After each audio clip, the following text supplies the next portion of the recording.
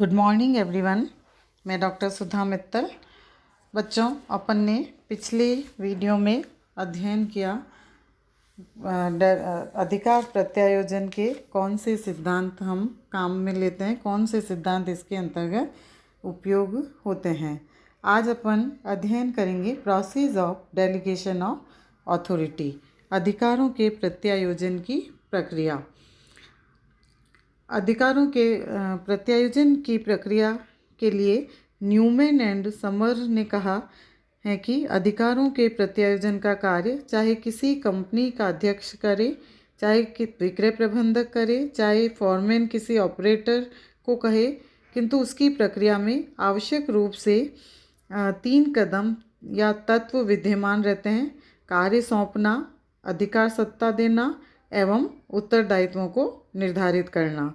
यानी ये 3 चरण इसमें आवश्यक रूप से अपनाए जाते हैं, जिसमें कि एक उच्च अधिकारी जिसके अधीनस्थ को वो अपना कार्य सौंपता है या उसको अधिकार देता है, तो उसे कार्य सौंपना ही होगा, उसके साथ उसको अधिकार देने होंगे और उसके प्रतिफल में उसके उत्तरदायित्वों का निर्वाह उसके द्वारा किया जाएगा या उसके उत्तरदायित्वों का निर्धारण किया जाएगा। तो इस प्रकार से अधिकारों के प्रत्यायोजन की प्रक्रिया निम्नानुसार हो सकती है। पहला, कार्य सौंपना, असाइनमेंट ऑफ ड्यूटीज़। अधिकारों के प्रत्यायोजन की प्रक्रिया का यह प्रथम कदम है। इसमें प्रत्यायोजनकर्ता यह निश्चित करता है कि कौन से कार्य स्वयं करेगा और कौन से कार्य अन्य व्यक्ति को सौंपेगा। जैसे यदि एक कंपनी के पास विविध उत्पादों के निर्माण एवं विक्रय का कार्य है तथा ऐसा निर्माण एवं विक्रय कई स्थानों पर संयंत्रों एवं शाखा इकाइयों द्वारा संपन्न किया जाता, तो प्रत्यायोजनकर्ता को यह निश्चय करना होगा कि वह स्वयं केंद्रीय कार्यालय में कार्य करेगा या किसी अन्य शाखा में। संयंत्रों एवं शाखाओं का कार्यभार किसे सौंपेगा और निरीक्षण तथा नियंत्रण का कार्य कौन करेगा। तो इस कदम में कार्य सौंपने से पहले अधीनस्थों की योग्यता, कुशलता एवं आत्मविश्वास आदि की जानकारी कर लेनी चाहिए। तत्पश्चात सौंपे जाने वाले कार्य की प्रकृति एवं कार्य से संबंधित सभी बातों से भी अधीनस्थों को अवगत करा दिया जाता है। सेकंड स्टेप है इसमें अधिकार सत्ता प्रदान करना, ग्रांटिंग अथॉरिटी। अधिकारों के प्रत्यायोजन का दूसरा कदम यानी दूसरा चरण अधीनस्थों को कार्य के संबंध में अधिकार सत्ता प्रदान करने से है। जब प्रबंधक या उच्च अधिकारी अधीनस्थ को कार्यभार सौंपेगा, तो वह उसी कार्य के अनुकूल अधिकार सत्ता भी प्रदान करेगा। इन अधिकारों में कच्चा माल खरीदना, आवश्यक धन व्यय करना, दूसरों के कार्यों को निर्देशन करना, बाहरी व्यक्तियों के लिए कंपनी की ओर से प्रतिनिधित्व करना एवं आवश्यक निर्णय लेना आदि सम्मिलित किए जा सकते हैं।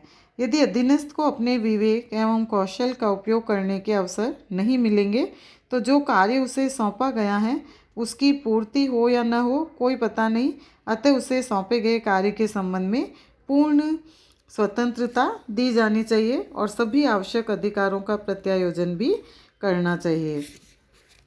तीसरा स्टेप है कार्य की स्वीकृति या स्वीकृति की स्थिति,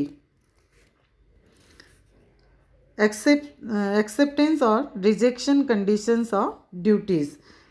अधिकारों के प्रत्यायोजन के लक्ष्य में यह स्थिति भी आती है कि जिस अधीनस्थ को कार्य सौंपा जाता है वह उसे स्वीकार या अस्वीकार कर सकता है।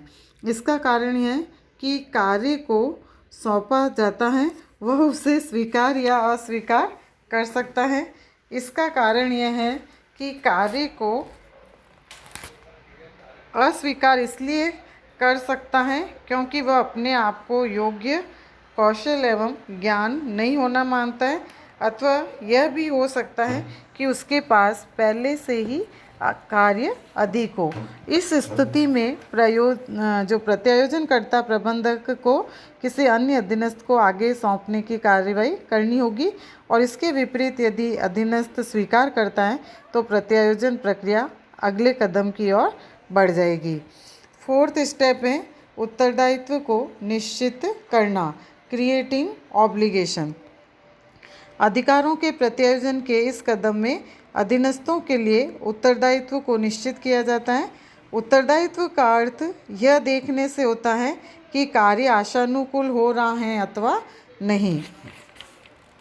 प्रत्येक अधीनस्थ का यह कर्तव्य होता है कि वह अपने उच्च अधिकारी को इस बात से संतुष्ट करे कि सौंपा गया कार्य निर्धारित रीति के अनुसार हो रहा है और वांछित परिणाम भी प्राप्त हो रहे हैं। इसके अंदर इस बात को ध्यान रखा जाता है कि अधीनस्थ जिसे कार्य सौंपा गया है उस कार्य की जवाबदेही को किसी अन्य व्यक्ति को पुनः नहीं सौंप सकता है। उत्तरदायित्व तो सदैव उच्च अधिकारियों के प्रति बना रहता है। फिफ्थ स्टेप है नियंत्रण प्रणाली की स्थापना, establishment of a control system. अधिकारों के प्रत्यायोजन के अंतिम कदम में नियंत्रण प्रणाली की स्थापना कर प्रत्यायोजन कार्यों के मूल्यांकन करके अधीनस्थ कर्मचारी को उत्तरदायी ठहराकर उसके खिलाफ कार्रवाई की जा सके। इसके लिए अधिकारी को यह अधिकार होता है कि वह अपने अधीनस्थों को कार्य परिणामों की सूचना विशेषज्ञ इकाइयों जैसे वित्त लेखांकन, गुणवत्ता नियंत्रण, कर्मचारी विभाग अथवा केंद्रीय सूचना प्रणाली से प्राप्त कर सकता है अथवा परिस्थितियों के अनुसार अपनी स्वयं की नियंत्रण प्रणाली भी स्थापित कर सकता है। यही नहीं, प्रबंधक अपने अधीनस्थों से समय समय पर कार्य प्रतिवेदन की मांग करके भी उनके कार्यों पर नियंत्रण रख सकते हैं। तो इस प्रकार से अधिकार प्रत्यायोजन की ये एक निश्चित प्रक्रिया यानी 5 चरणों के अंतर्गत 5 कदमों में इसको पूरा किया जाता है और इस प्रकार से अधिकारों के प्रत्यायोजन की ये प्रक्रिया पूर्ण की जाती है और अधीनस्थों को अधिकार प्रत्यायोजित किए जाते हैं। धन्यवाद बच्चों।